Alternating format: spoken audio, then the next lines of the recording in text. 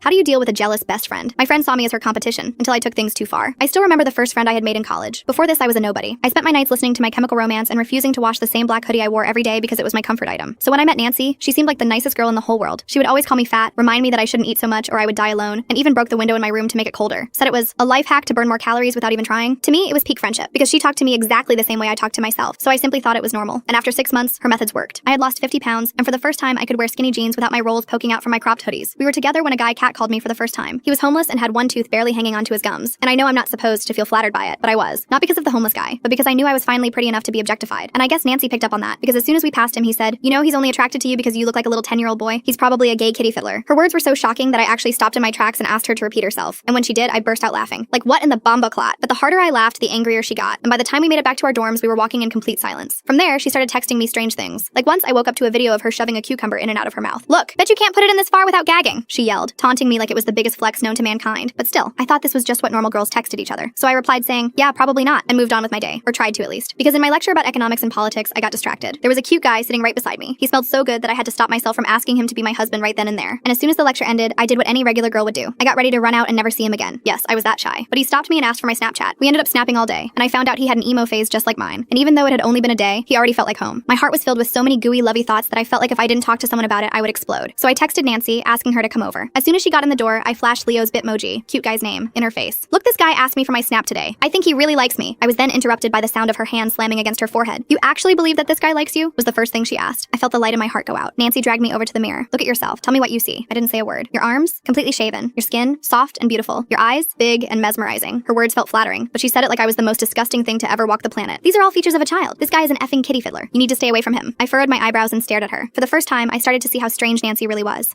Okay, thanks for letting me know," I said, before politely kicking her out and slamming the door in her face. I spent the next few days in and out of the gym, focusing on college work and cute guy. Turns out being alone was 10 times better than being around Nancy. And it was the best I had felt since college started. And that same week, Leo asked me out. He didn't ask me where I wanted to go. He just sent me the address of a nearby restaurant, told me what time our reservation was for, and that he would pick me up beforehand. Like, hello? Okay, hubby. Suddenly, I was hit with the rush of gooey feelings again, and my female hormone brain convinced me to tell Nancy about it. I didn't want her to rain on my parade, so I tried to hide my excitement. Just sent her the time of the reservation and asked what she thought of the outfit I was going to wear. All she said was, "Nice," before blocking me on everything. Fast forward to the date. Leo rented a huge black car with tinted windows just for the day, and wore a tight shirt that made me want to munch on his biceps. But as soon as we got to the restaurant, the date ended, because we were met with a flood of police officers, and beside them was Nancy, pointing at Leo. "That girl is 14 and he's in college. Lock him up, officers." Well, both of us had our IDs, so we simply showed them, and that was enough for them to immediately drive away. And I didn't know it at the time, but Nancy had fallen in love with me, and she hated me for finding someone else. Enough to ruin my entire life. Full story on channel, link below.